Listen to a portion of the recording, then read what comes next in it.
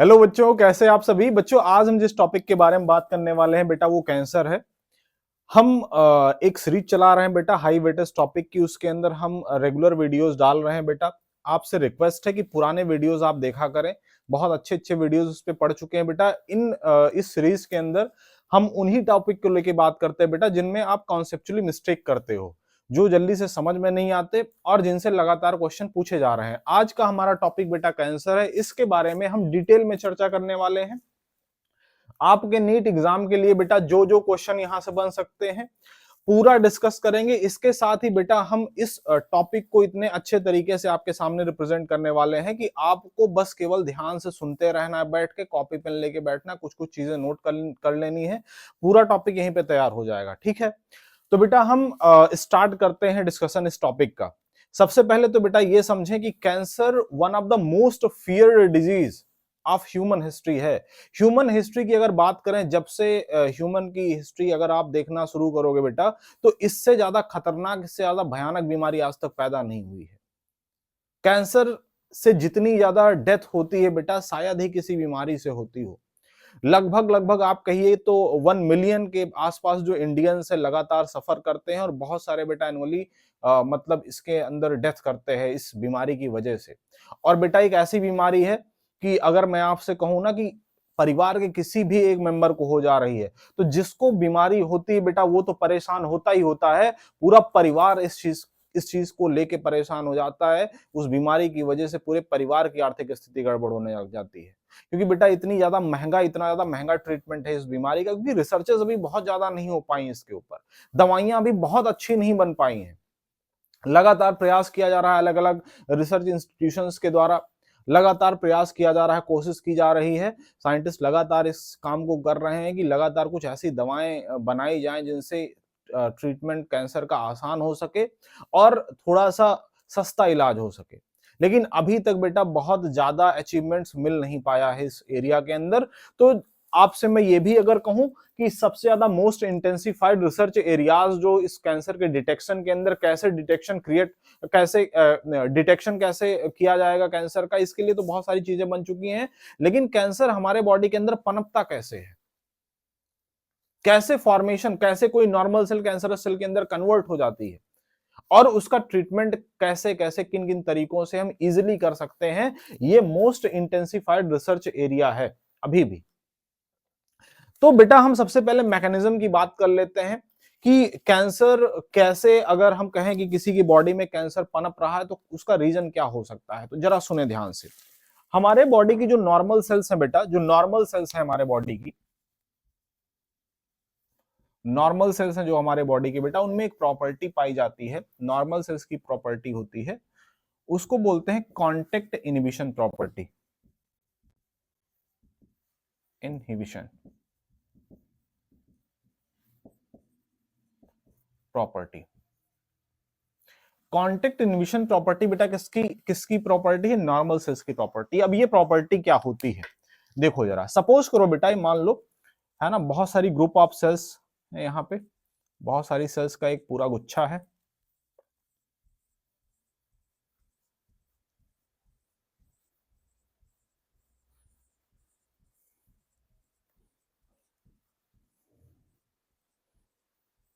अब इन group of sales को अगर आप देखेंगे बेटा, तो ये एक दूसरे के साथ इतना बढ़िया एसोसिएटेड रहती हैं, इतने क्लोज एसोसिएशन में रहती हैं कि अगर कोई सेल एक्स्ट्रा ग्रोथ करना चाहे, एक्स्ट्रा इंलार्जमेंट शो करना चाहे, तो बगल वाली सेल झापड़ मारती है इसको बहुत तेज से, कहती है अपने दायरे में रहना, हमारी तरफ आने की कोशिश मत करना। समझ रहे हो? इसको बोलते हैं कांटेक्ट इनहिबिशन। कांटेक्ट इनहिबिशन का मतलब बेटा, ये सेल के कॉन्टेक्शन की वजह से, ये जो सेल आपस में कांटेक्ट कर रही है बेटा, इनकी वजह से, इनके मिलाव की वजह से, इनके जुड़ाव की वजह से अगर एक्स्ट्रा इनलार्ज करना चाहे कोई सेल, मान लो सपोज करो बेटा ये सेल है, इसने आस पड़ोस वाली सेल से कहा बहन हमको ग्रोथ करनी है, कहेंगे करो कोई दिक्कत नहीं है।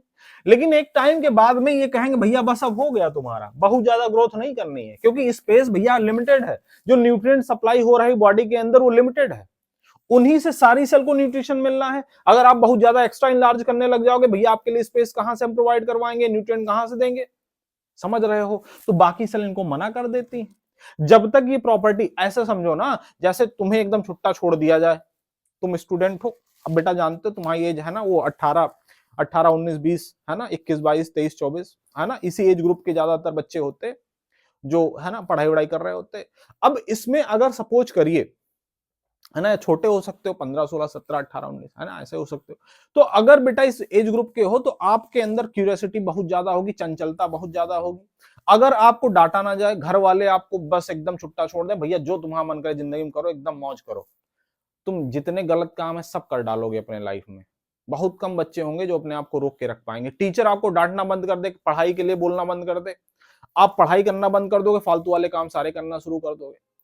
तो ये जो प्रॉपर्टी, जो टीचर बेटा डांट रहा है आपको कि भैया पढ़ाई करो, जो जो आपके गार्जियन आपको डांटते हैं कि इधर उधर वाले काम नहीं करने, केवल पढ़ाई फोकस करना, अभी आपका जीवन पढ़ाई के लिए बना हुआ है, ये क्या है? ये जैसे नॉर्मल सेल के अंदर ना कांटेक्ट इनहिबिशन प्रॉपर्टी पाई जाती है, इसकी वजह से जो नॉर्मल सेल है बेटा एक जगह पे बनी रहती है, इधर उधर भागती नहीं है। सेम कांटेक्ट इनहिबिशन का काम हम लोग भी कर रहे हैं आप बच्चों के लिए, लगातार समझाते रहते हैं, डांटते रहते हैं। सेम तरीके से ये समझ लो आप हो बेटा, आप सेल हो और आपको ना डांटना बंद कर दिया जाए, मतलब जो ये कांटेक्ट इनहिबिशन प्रॉपर्टी है, इस प्रॉपर्टी को लूज कर दिया जाए, किसी सेल के द्वारा बेटा इस प्रॉपर्टी को लूज कर दिया जाए, कांटेक्ट इनहिबिशन की प्रॉपर्टी को लूज कर दिया जाए। अब क्या होगा? वो सेल एक्स्ट्रा ग्रोथ करने लग जाएगी। अगर बेटा कोई भी नॉर्मल सेल अगर कांटेक्ट इनहिबिशन प्रॉपर्टी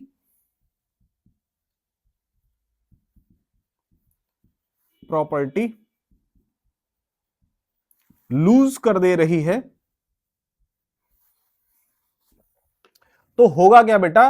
ये एक्स्ट्रा इनलार्जमेंट शो करने लग जाएगी, एक्स्ट्रा ग्रोथ शो करने लग जाएगी। और इस एक्स्ट्रा ग्रोथ की वजह से क्या होगा बेटा? जो आस पड़ोस वाली सेल है बेचारी परेशान हो जाएंगी, न्यूट्रिएंट के लिए परेशान हो जाएंगे, उनको मिलेगा नहीं, स्पेस के लिए परेशान हो जाएंगी। अब ये जो सेल बेटा इसने ग्रोथ करना शुरू करी, ये तो भैया बड़ा एकदम है ना खतरनाक तरीके से ट्यूमर का फॉर्मेशन करना शुरू करेगी। ऐसे समझ लो बहुत ढेर सारी सेल, ग्रुप ऑफ सेल, एकदम सेल का पूरा पूरा गुच्छा यहां पे बनने लग गया, ढेर सारी सेल का गुच्छा बनने लग गया। अब यही जो सेल बेटा गुच्छा पूरा पूरा बना है, सेल का गुच्छा, इन्हीं को आप ट्यूमर बोलते हो। क्या बोलते हो? ट्यूमर बोलते हो। जो एक्स्ट्रा ग्रोथ हुई किस सेल के द्वारा? नॉर्मल सेल के द्वारा, जिसके अंदर प्रॉपर्टी खत्म हो गई। कौन सी प्रॉपर्टी बेटा? कांटेक्ट इनहिबिशन वाली प्रॉपर्टी खत्म हो गई। इस प्रॉपर्टी के खत्म होने की वजह से इस सेल ने एक्स्ट्रा ग्रोथ शो करना शुरू करी। उस एक्स्ट्रा ग्रोथ की वजह से मास ऑफ सेल बनी बेटा। मास ऑफ सेल को आपने क्या कहा? मास ऑफ सेल को आपने कहा ट्यूमर। अब आप जरा सोचिए होगा क्या बेटा? जब एक्स्ट्रा ग्रोथ करने लग जाएगी, सेल बहुत ज्यादा मात्रा में क्रिएट हो जाएगी, तो ये जो सेल बेटा यहां पे नई वाली जो सेल बनी है ना, इस ट्यूमर वाली सेल, जो ट्यूमर वाली सेल का फॉर्मेशन हुआ है, जो इस ट्यूमर के अंदर जो सेल पाई जा रही है बेटा, ये सेल फाइट करने लग जाएंगी जो नॉर्मल सेल है उनसे। किस बात के लिए? न्यूट्रिएंट के लिए फाइट करेंगी। तरसा देती हैं जो नॉर्मल सेल है, जो आपके बॉडी की नॉर्मल सेल्स है, उनको तरसा देती है न्यूट्रिएंट के लिए, क्योंकि ये पूरा सोख जाती है, पूरा पूरा खुद हजम कर ले जाएंगी। जितना खाना पीना खाओगे खुद हजम कर जाएंगे, खुद एक्स्ट्रा ग्रोथ करेंगी। और बेटा ग्रोथ कुछ ऐसी ना कि अगर समझ लो आपके चीक के ऊपर ट्यूमर का फॉर्मेशन होना शुरू हुआ, तो पता चला बेटा ये लटकते लटकते लटकते लटकते ना एक टाइम पे ऐसे ऐसे पूरा पूरा आने लग जाएगा। और अगर बहुत तेजी के साथ ग्रोथ कर रही सेल वहां पे डेड करेंगी, क्योंकि उनको न्यूट्रिएंट मिलेगा नहीं, और न्यूट्रिएंट मिलेगा सेल डेड करेंगे बेटा, सड़न पैदा होगी, गलन पैदा होगी, दुर्गंध आएगी यहां से। समझ रहे हो? तो सेल सड़ने गड़ने लग जाती हैं और बहुत तेजी के साथ में ग्रोथ करती हैं बेटा। उन्हीं सेल को आप ट्यूमर के नाम से जानते हो। और ट्यूमर में भी अगर हम कहें बेटा तो दो तरीके के ट्यूमर भी अगर हम बात करें ट्यूमर के भी, तो दो तरीके के ट्यूमर पाए जाते हैं बॉडी के अंदर। एक ट्यूमर को बेटा बिनाइन ट्यूमर बोलते हो और एक को मैलिग्नेंट बोलते हो, मैलिग्नेंट। इन दोनों ट्यूमर की कुछ खासियत है। पहली बात तो समझे बेटा, जो बिनाइन ट्यूमर है इतना ज्यादा खतरनाक नहीं है, मैलिग्नेंट वाला बहुत ज्यादा खतरनाक होता है। क्यों? इसका रीजन क्या है? बिनाइन ट्यूमर जो है बेटा, एक्चुअली में इसको कैंसर वाला ट्यूमर बोलते भी नहीं है ना, ये थोड़ा सा नॉर्मल टाइप का ट्यूमर है। कहीं पे भी अगर कोई सेल बहुत एक्स्ट्रा ग्रोथ करने लग गई बेटा, तो वहां पे ट्यूमर का फॉर्मेशन हुआ। लेकिन ये जो ट्यूमर है बेटा, इस ट्यूमर को आप बहुत आसानी के साथ ट्रीट कर सकते हो, इसमें बहुत ज्यादा समस्या नहीं होती। इसमें समस्या इसलिए नहीं होती, ये ट्यूमर जहां पे हुआ, आपके हाथ में हुआ तो हाथ में लोकलाइज्ड रहेगा, इधर उधर नहीं भागेगा। बिनाइन ट्यूमर कैसे होते हैं बेटा? लोकलाइज्ड रहते हैं, एक जगह पे लोकेटेड रहते हैं, इट इज लोकलाइज्ड, है ना, ये लोकलाइज्ड होते हैं। लोकलाइज्ड होने की वजह से बेटा एक जगह पे स्थिर रहते हैं, एक जगह पे स्थिर रहने की वजह से इनको ट्रीट करना आसान होता है। रेडिली आप ट्रीट कर सकते हो, सर्जरी कर सकते हो, दवा दे सकते हो बेटा, और उसको ट्रीट कर सकते हो आप आराम से। जो सेल है उनको मार के खत्म कर दो या कट करके निकाल दो, सही हो गए, जहां पे हुआ था ट्यूमर खत्म हो गया। लेकिन दिक्कत तब आती है बेटा जब हम किसी ऐसे ट्यूमर की बात करते हैं, आपके हाथ में हुआ, आपने हाथ में ट्रीटमेंट करना शुरू किया, माइग्रेट करके ब्लड के थ्रू आपके खोपड़ी में पहुंच गया, आपके पैर में पहुंच गया, पता चला खोपड़ी में हुआ था, कहीं दूसरे ऑर्गन में पहुंच गया। दिक्कत तब होती है जब आप एक जगह पे ट्रीट कर रहे हो, यहां के कुछ सेल्स स्लेज ऑफ होके बाहर निकल के रिमूव होके बेटा किसी डिस्टेंट पार्ट में, आपके बॉडी के किसी डिस्टेंट पार्ट में चली जाए, दूर वाले किसी पार्ट में चली जाए, वहां पे नए ट्यूमर का फॉर्मेशन जनरेट कर दें, शुरू कर दें, तब समस्या बढ़ जाती है। और यही वाली प्रॉपर्टी पाई जाती है मैलिग्नेंट ट्यूमर के अंदर, जिसको बोलते हैं मेटास्टेसिस। इस प्रॉपर्टी का नाम है बेटा मेटास्टेसिस। मैलिग्नेंट ट्यूमर की जो प्रॉपर्टी है बेटा मेटास्टेसिस,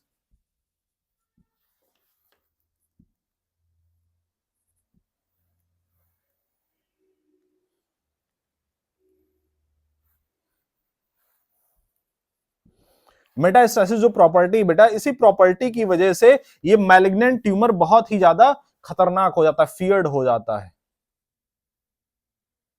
फियर्ड, है ना। ये मोस्ट फियर्ड प्रॉपर्टी है मैलिग्नेंट ट्यूमर की। Most feared property of malignant tumour is metastasis. Metastasis के अंदर हो क्या रहा है बेटा, ये जहां पे भी ये ट्यूमर जनरेट हो रहा है, मैलिग्नेंट ट्यूमर हमारे हाथ में हुआ, वहां की कुछ सेल्स लजाफ होगी, लजाफ होके हो सकता है ब्रेन में चली जाए, हो सकता है पैर के किसी पार्ट में चली जाए, बॉडी के दूसरे ऑर्गन में जा सकती है, वहां पे जाके ट्यूमर क्रिएट कर सकती है। दिक्कत तब हो जाती है एक जगह पे आप ट्रीट कर रहे हो, दूसरी जगह पे ट्यूमर जनरेट होना शुरू हो गया, अब आप कैसे ट्रीट करोगे? एक्चुअली में इन्हीं ट्यूमर सेल को बेटा, जो मैलिग्नेंट ट्यूमर वाली जो सेल होती है बेटा, इन्हीं को आप नियोप्लास्टिक सेल बोलते हो, नियोप्लास्टिक, या फिर बेटा इन्हीं को कैंसरस सेल बोलते हो। समझे कि नहीं समझे बछुआ?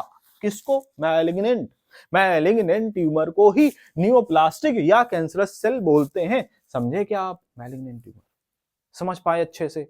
यस। अब बेटा कुछ बातें और, अब हम आपसे बातें ये करने जा रहे हैं कि अगर कैंसर हो रहा है बेटा, तो कैंसर के कॉजेज क्या क्या हो सकते हैं, कौन कौन से ऐसे कॉजेज हैं जिनसे हम कह सकते हैं बेटा कैंसर हो सकता है किसी को। तो इसको चाहो तो आप बेटा थोड़ा बहुत लिख लो और बना लो, हम स्क्रीनशॉट आप जल्दी से ले लो, हम इसको मिटाते हैं, उसके बाद में एकदम बढ़िया झन्नाटेदार तरीके से कॉजेज की बात करते हैं बबुआ। देखो जरा जल्दी से देख लो, समझे?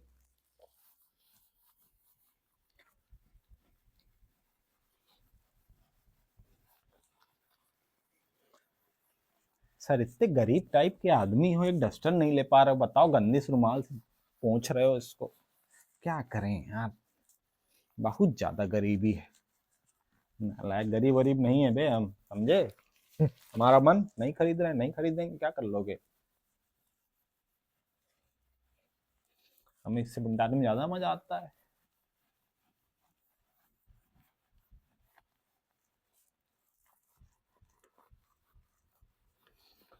पढ़ाई वढ़ाई कर रहे हो नहीं बे तुम लोग? कमेंट वमेंट कुछ बता नहीं रहे हो आजकल, हैं? पढ़ाई कर रहे हो नहीं कर रहे हो?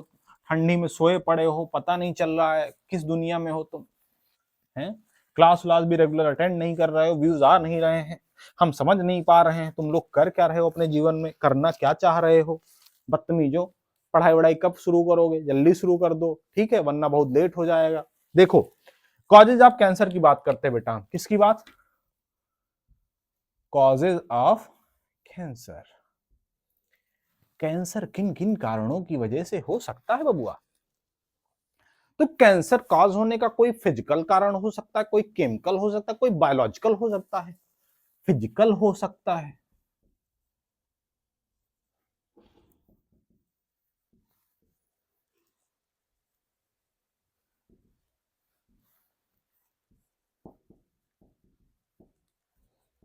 बायोलॉजिकल हो सकता है बेटा, फिजिकल, केमिकल एंड बायोलॉजिकल। अब एक चीज समझिए जरा, अगर हम ये कह रहे हैं बेटा कैंसर हो रहा है, तो कैंसर को कॉज करने वाला कोई ना कोई एजेंट होगा जिसकी वजह से कैंसर हो रहा होगा। जिस भी कारणवश, जिस भी सब्सटेंस की वजह से कैंसर आपके बॉडी में क्रिएट हो रहा है बेटा, उसको कार्सिनोजन बोलते हैं। कार्सिनोजन क्या है बेटा? उस सब्सटेंस के बारे में हम कह रहे हैं, carcinogen is a substance which causes cancer, substance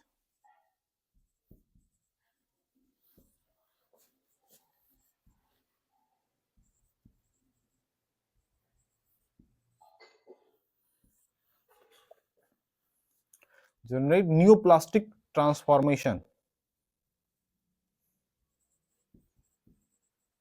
थोड़ा सा लैंग्वेज अच्छी कर लेते हैं, न्यूप्लास्टिक ट्रांसफॉर्मेशन।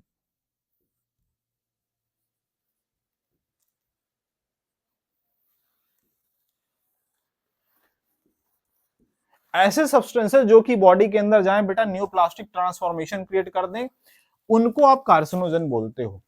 अब कार्सिनोजन बेटा अलग अलग तरीके के हो सकते हैं। मान लो बेटा हम कुछ रेडिएशंस की बात कर रहे हैं, कुछ सम रेडिएशंस ऐसे हैं बेटा जो कि कार्सिनोजेनिक प्रॉपर्टी रखते हैं। इनमें आयोनाइजिंग रेडिएशन भी हो सकते हैं,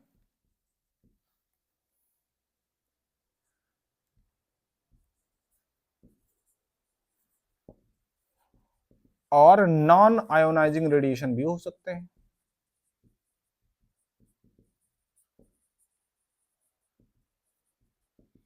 आयोनाइजिंग रेडिएशन में बेटा एक्स रेज, गामा रेज की बात कर लीजिए,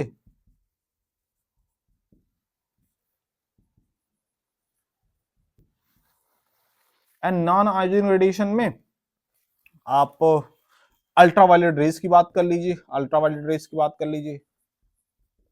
ठीक है, इनकी वजह से भी बेटा कैंसरस कैंसर सेल का फॉर्मेशन हो सकता है, जो न्यूप्लास्टिक ट्रांसफॉर्मेशन है वो हो सकता है बेटा। किसकी वजह से? रेडिएशंस की वजह। रेडिएशंस में दो तरीके के रेडिएशन, आयोनाइजिंग में एक्स रेज, गामा रेज, और नॉन आयोनाइजिंग में अल्ट्रावायलेट रेज की बात हमने कर ली बेटा। कुछ केमिकल्स ऐसे होते हैं जैसे खास करके बेटा है ना टोबैको, टोबैको स्मोक वगैरह है ना, टोबैको स्मोक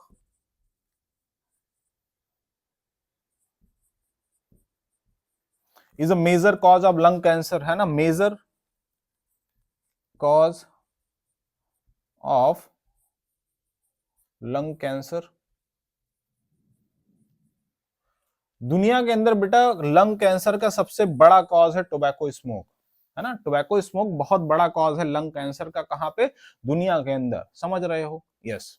अच्छा, कुछ बातें और, कुछ बातें और, जैसे कई बार बेटा हम कुछ वायरसेस की बात करते हैं, बहुत सारे ऐसे वायरसेस होते हैं जो कि बेटा आपके बॉडी में न्यूप्लास्टिक ट्रांसफॉर्मेशन क्रिएट कर सकते हैं, है ना। उनके वायरसेस के अंदर जो जीन प्रेजेंट वो होते हैं बेटा, उनको ऑन्कोजीन्स बोलते हैं। क्या बोलते हैं? ऑन्कोजीन्स बोलते हैं। ऑन्कोजेनिक वायरसेस होते हैं बेटा, उन वायरसेस के अंदर ऑन्कोजीन्स प्रेजेंट होते हैं जो कि ये इस तरीके का ट्रांसफॉर्मेशन क्रिएट कर सकते हैं। तो कुछ वायरसेस ऐसे हैं बेटा, इनके अलावा कुछ वायरसेस, इन वायरसेस में खास करके बेटा दो तरीके के वायरसेस, रेट्रो वायरसेस हैं और हेपेटाइटिस बी के वायरसेस, है ना।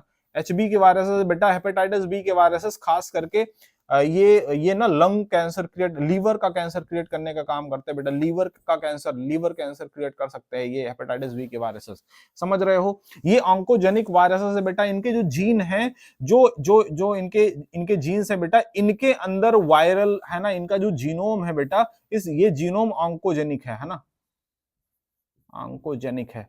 ये इनके जीनोम ऐसे है कि ये इनके जेनेटिक मटेरियल आपके बॉडी के अंदर जाके आपके जीन को मैनिपुलेट कर सकते हैं, डिस्टर्ब कर सकते हैं, आपके अंदर न्यूप्लास्टिक ट्रांसफॉर्मेशन क्रिएट कर सकते हैं। अच्छा, इसके अलावा कुछ बातें बेटा आप और समझिए, जो हमारी नॉर्मल सेल्स है ना, जो हमारी नॉर्मल सेल्स है,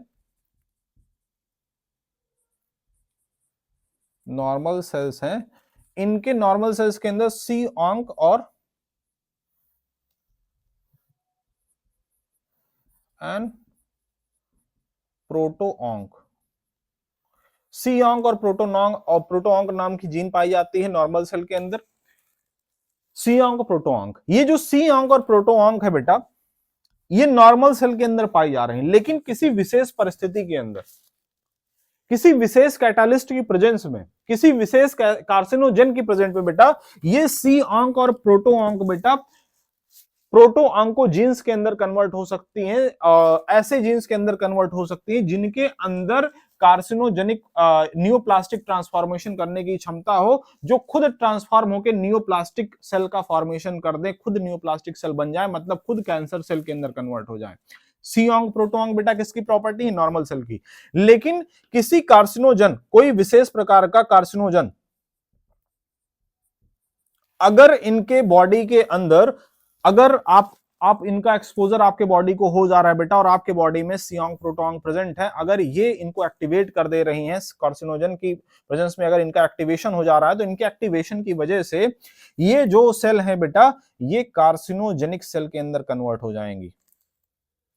ये खुद खुद मतलब है ना, प्रोटोआंक और सीओंग जो है बेटा खुद न्यूप्लास्टिक बन जाएंगे, न्यूप्लास्टिक बन जाएंगे।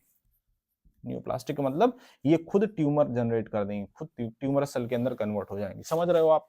तो इतनी बात बेटा, हमने आपसे कहा कि कुछ ऐसे ऐसे रेडिएशन है जिनकी वजह से हो रहा है, कुछ ऐसे केमिकल्स जैसे टोबैको स्मोक वगैरह की बात करते हैं, कुछ ऐसे वायरसेस है जिनकी वजह से हो सकता है बेटा नॉर्मल सेल के अंदर आप सीओंग प्रोटोआंग देख सकते हो, इनका कन्वर्जन हो सकता है किसी विशेष कार्सिनोजन की प्रेजेंस में। ये जो नॉर्मल सीओंग प्रोटोआंग है बेटा, ये न्यूप्लास्टिक सेल के अंदर कन्वर्ट हो सकती है। समझे इतनी बात? अच्छा, अब हम बात बेटा कर लेते हैं डिटेक्शन की। अगर मान लो कैंसर हो गया तो पहचानोगे कैसे? ये भी बड़ा इंपॉर्टेंट बात है। तो जरा हम डिटेक्शन की बात करते हैं। इसको मैं मिटाता हूं बेटा, जल्दी से एक स्क्रीनशॉट प्यारा सा लें, बहुत फटाक से, बहुत तेज, समझे?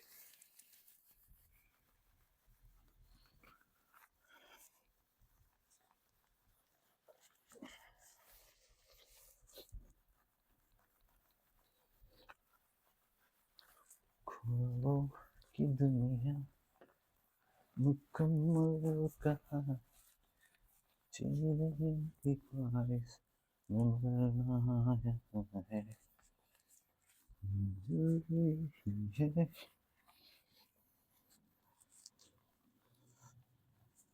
ओ हाँ, तो बचवा हम अब बात करने जा रहे हैं डिटेक्शन की। How to detect cancer cell, है ना, इन द बॉडी। हम बॉडी के अंदर कैसे डिटेक्ट करेंगे डिटेक्शन ऑफ कैंसर।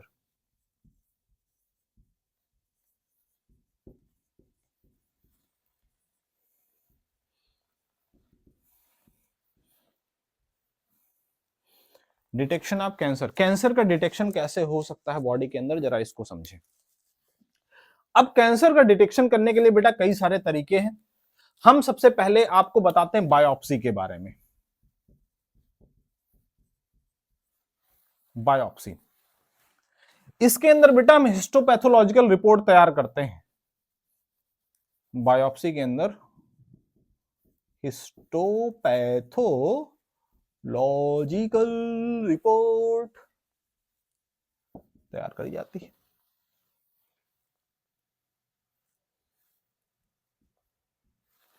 अब सुनो जरा, हिस्टोपैथोलॉजिकल रिपोर्ट के अंदर हम क्या समझाने की कोशिश कर रहे हैं। ये जो बायोप्सी है बेटा, बायोप्सी के अंदर हम ये कह रहे हैं कि जो हमारे बॉडी के अंदर टिश्यूज हैं, सपोज करिए बेटा कहीं पे भी अगर डॉक्टर को मान लो ये संदेह हुआ कि आपके बॉडी के अंदर कार्सिनोजेनिक ट्रांसफॉर्मेशन हो रहा है, तो वो उस जगह के कुछ पर्टिकुलर टिश्यूज को निकालेगा, कट करेगा। निकालने के बाद में उन सेल को पैथोलॉजी के अंदर बकायदा उनका डिटेक्शन किया जाएगा, उनको पहचानने की कोशिश करी जाएगी क्या सच में ऐसा हो रहा है। अलग अलग तरीके हैं डिटेक्शन, ठीक है। तो बायोप्सी के अंदर बेटा हम क्या करते हैं, टिश्यू कल्चर करते हैं। Tissue culture, histopathology, histo term बेटा टिश्यू से रिलेटेड है, आप समझ जाओ टिश्यू को हम पैथोलॉजिकल रिपोर्ट इसकी तैयार कर रहे हैं, कल्चर कर रहे हैं, है ना, पैथोलॉजी के अंदर। इसके अलावा बायोप्सी के अलावा बेटा क्या हो सकता है, सीटी स्कैन, जिसको कंप्यूटर टोमोग्राफी बोलते हैं बेटा।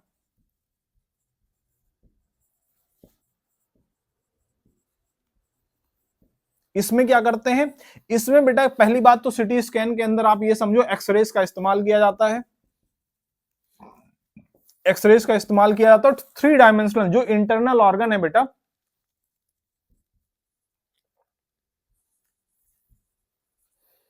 इंटरनल ऑर्गन्स के डिटेक्शन, उनके अगर अंदर अगर कैंसर का डिटेक्शन करना है तो सीटी स्कैन करते हैं, और सीटी स्कैन के अंदर 3D इमेज का फॉर्मेशन करते हैं। 3D इमेज का फॉर्मेशन करते हैं, ब्रेन वगैरह के अंदर करना हो सीटी स्कैन कर लिया जाता है बेटा। इसके अलावा एमआरआई, MRI। MRI के अंदर बेटा ये इसके अंदर बेटा हम high power of magnetic field का इस्तेमाल करते हैं।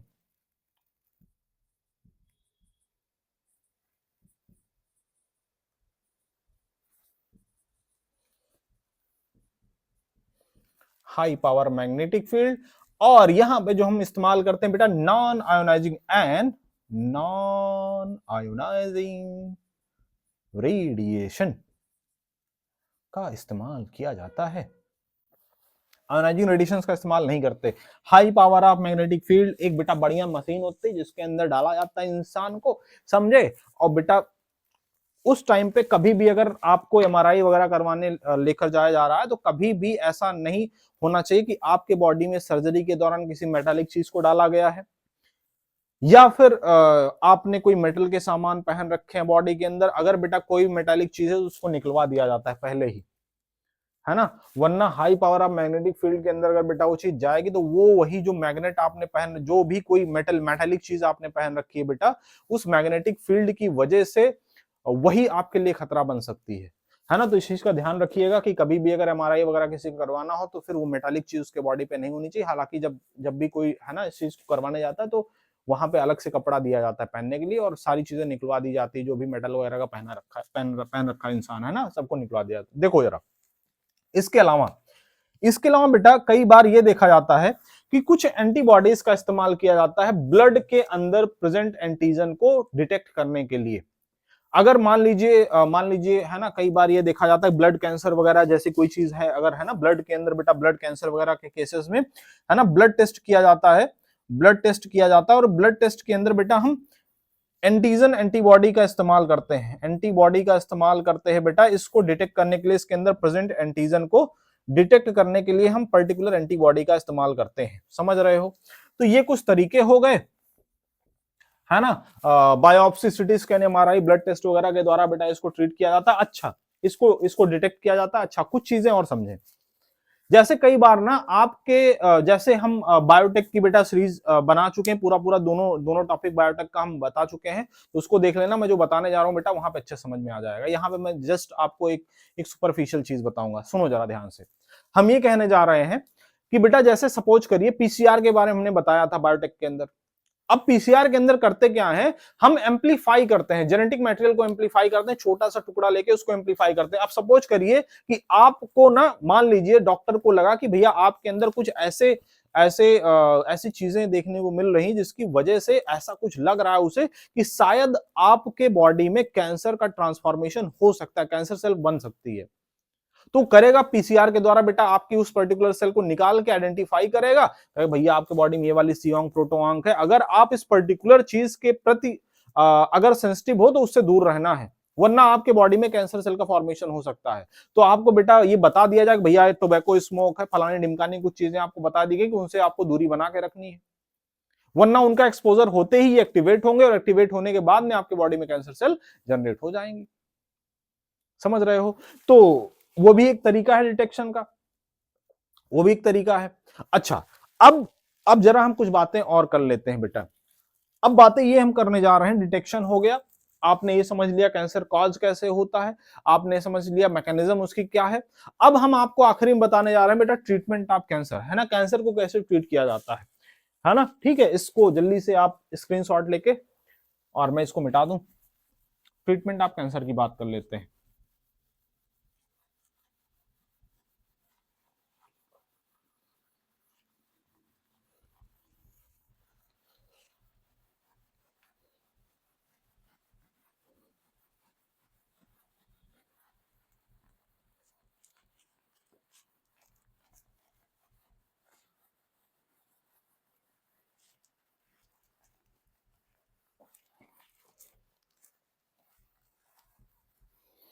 ट्रीटमेंट ऑफ कैंसर के अंदर बेटा हम अलग अलग तरीके से इसका ट्रीटमेंट देखते हैं, देखें जरा।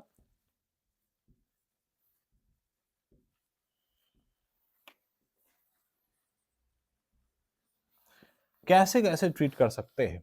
तो कैंसर को ट्रीट करने के कई सारे तरीके हैं बेटा। आप तो एक रेडियोथेरेपी वगैरह कर सकते हो, रेडियोथेरेपी। इसके अंदर हम क्या करते हैं बेटा, लीथली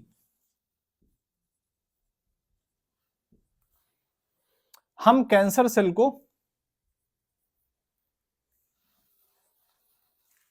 लीथली डैमेज करने की कोशिश करते हैं ना, लीथली कैंसर सेल को डैमेज करने की कोशिश करते हैं। क्यों? क्योंकि बेटा अगर कहीं पे मान लीजिए जैसे, अच्छा ये चीज बेटा पूरी तरीके से ऐसा नहीं कि इसके बाद में सही हो जाएगा। अच्छा जैसे मान लो सपोज करो बेटा ये पूरा एक टिश्यू है, इसके अंदर कुछ पर्टिकुलर सेल में ट्रांसफॉर्मेशन देखा गया कि भैया कुछ पर्टिकुलर सेल्स होंगी, इनके अंदर मान लो सपोज करिए ये वाली सेल, ये वाली सेल, ये वाली सेल, ये वाली, ऐसे ऐसे कुछ ऐसे पर्टिकुलर सेल्स होंगे, यहाँ पे कैंसर देखा जा रहा है, ट्यूमर सेल का फॉर्मेशन होता हुआ देखा जा रहा है। अब लीथली क्या किया जाएगा बेटा, रेडिएशंस का इस्तेमाल करके उन रेडिएशंस को पूरा इसके ऊपर डाला जाएगा, इन सेल के ऊपर डाला जाएगा, इनको मारने के लिए, इनको लीथली खत्म करने के लिए। अब उस दौरान होता क्या है कि बहुत सारी बेटा, जरूरी नहीं है कि सारी सेल जितनी भी कैंसर, क्योंकि माइक्रोस्कोपिक सेल्स हैं, कुछ सेल जरूर बेटा बच जाएंगी, हो सकता है बच जाए, या कुछ सेल हो सकता है जो नॉर्मल वाली हैं बेटा, जिनके अंदर कैंसर वाली प्रॉपर्टी नहीं, वो मर जाए। तो बहुत अच्छा तरीका तो है नहीं, लेकिन फिर भी मजबूरी हमारी करते हैं। रेडियोथेरेपी कर सकते हैं, इसके अलावा बेटा सर्जरी, सर्जरी के दौरान बेटा उस पार्ट में जहां पे कैंसर हुआ है, उस ट्यूमर वाले पार्ट को बेटा कट करके निकाला जाता है सर्जरी के अंदर। इसके अलावा कीमोथेरेपी कर सकते हैं, कीमोथेरेपी कर सकते हैं। कीमोथेरेपी के अंदर बेटा हम अलग अलग टाइप के मेडिसिन का इस्तेमाल करते हैं, जैसे आपको कुछ मेडिसिन पता होनी चाहिए, जैसे cisplatin and vincristine. Cisplatin and vincristine नाम की जो दवाइयां हैं बेटा, बड़ा ही मतलब अलग अलग तरीके के कैंसर को ट्रीट करने का काम करती हैं। इसके अलावा बेटा बायोलॉजिकल रिस्पांस मॉडिफायर्स है ना, बायोलॉजिकल रिस्पांस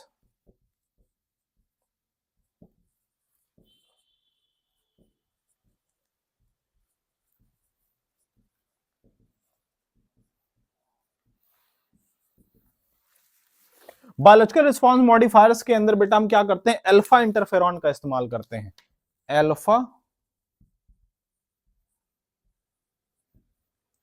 अल्फा इंटरफेरॉन्स का इस्तेमाल करते हैं। करते क्या है बेटा, जनरली ये देखा जाता है कि जो कैंसर वाली सेल है ना, ये डिटेक्ट, जो हमारा इम्यून सिस्टम इनको डिटेक्ट नहीं कर पाता आसानी से, डिटेक्शन से बच जाती है और मारी नहीं जाती हमारे इम्यून सिस्टम के द्वारा।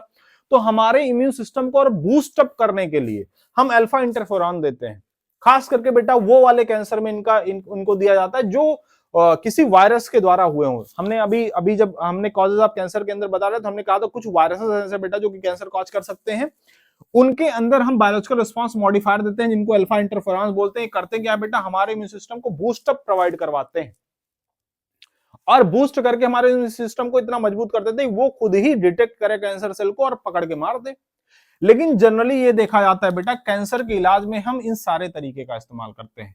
कैंसर एक ऐसी बीमारी है बेटा जिसके अंदर, जैसे ज्यादातर जो बीमारियां होती है, सबसे पहले भैया गोली खिलाई जाती है, छोटी टेबलेट छूटती, दवाई डॉक्टर दवाई लिखता है ऐसे ऐसे पर्चे में, कहता है 2 सुबह शाम है ना खा लेना, 5 दिन खाओ, फिर उसके बाद में दिखाओ हमें सही हो रहा है कि नहीं सही हो रहा है, हम पता करेंगे। अगर कुछ है ना सही कुछ लगेगा तो इसको कंटिन्यू रखेंगे, वरना फिर अगर सही हो जाओगे पूरे बंद कर देंगे, वरना फिर कुछ और तरीका निकाला जाएगा। समझे? लेकिन कैंसर के अंदर बेटा कीमोथेरेपी सबसे लास्ट में करी जाती है। रेडियोथेरेपी, सर्जरी, ये बायोलॉजिकल रिस्पांस मॉडिफायर्स, ये सब आसान तरीके हैं। हम कीमोथेरेपी सबसे लास्ट में रखते हैं और ज्यादातर कैंसर की ट्रीटमेंट बेटा इनको कंबाइन करके है ना, करके ट्रीटमेंट किया जाता है, ट्रीटमेंट किया जाता है कंबाइंड रूप से, सब सारी चीजों का एक साथ इस्तेमाल करते हैं, सारे ट्रीटमेंट एक साथ देते हैं। लेकिन कीमोथेरेपी को बेटा बहुत ही आखिरी में रखा जाता है। इसका रीजन क्या है, कीमोथेरेपी के साइड इफेक्ट बहुत ज्यादा है। जो ये दवाइयां हैं बेटा, इनके साइड इफेक्ट, जो कीमोथेरेपेटिक ड्रग्स हैं, इनके साइड इफेक्ट बहुत ज्यादा है। Hair loss,